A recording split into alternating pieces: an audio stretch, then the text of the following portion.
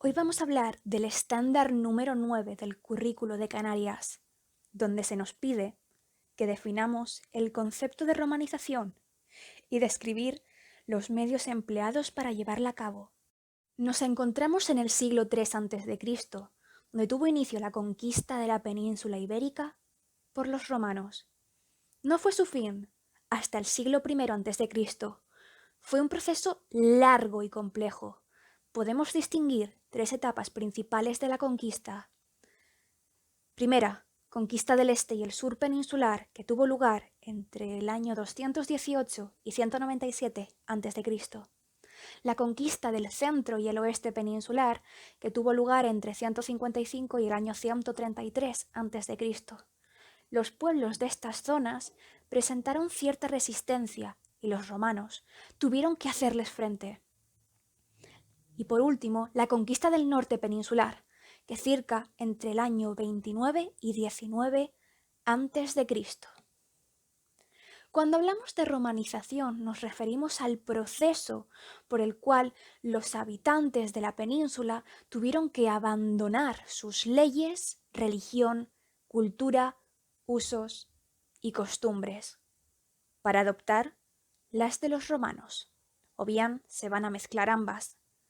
Cuando este proceso ocurre de manera general, se le denomina aculturación, pero al estar aplicado en este momento histórico e inferir los romanos, se le denomina romanización. Los medios empleados para llevarla a cabo fueron los siguientes: la vida urbana, vías de comunicación y el comercio.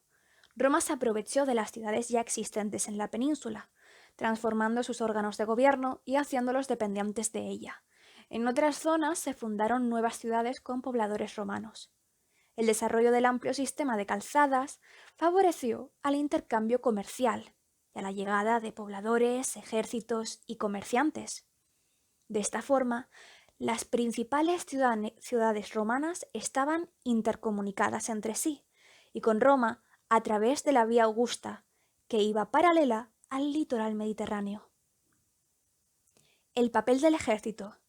El ejército fue un importante vehículo de romanización. Los soldados llevaban la lengua, creencias y costumbres de Roma y las difundieron por todo el imperio. Roma contaba también con tropas auxiliares hispanas, que en contacto con lo romano, se romanizaron rápidamente. La concesión de la ciudadanía romana.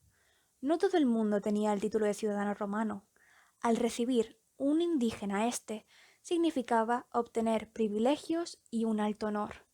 Normalmente lo recibía gente que colaboraba con Roma y tenía pues un alto grado de integración en el mundo romano. Podemos decir que, obviamente, era un título ansiado por muchos. Al principio, a muchos ciudadanos no se les dio sino que se les otorgó la ciudadanía latina, que contaba pues con muchos menos privilegios, pero finalmente, con Caracalla, toda Hispania recibiría la ciudadanía romana. Los elementos culturales. La presencia romana introdujo elementos culturales unificadores como la lengua común, que era el latín.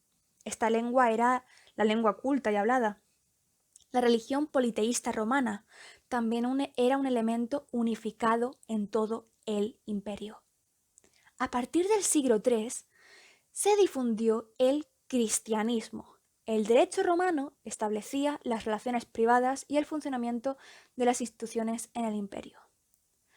Todos estos elementos que interactuaron cohesionaron dentro del imperio a los habitantes de la península ibérica, que ahora la podemos denominar Hispania, especialmente cuando, a partir del siglo III después de Cristo, se concedió la ciudadanía romana a todos los habitantes del imperio. Además, Hispania aportó a la cultura romana intelectuales como Séneca y Quintiliano, y emperadores como Trajano, Adriano y Teodosio.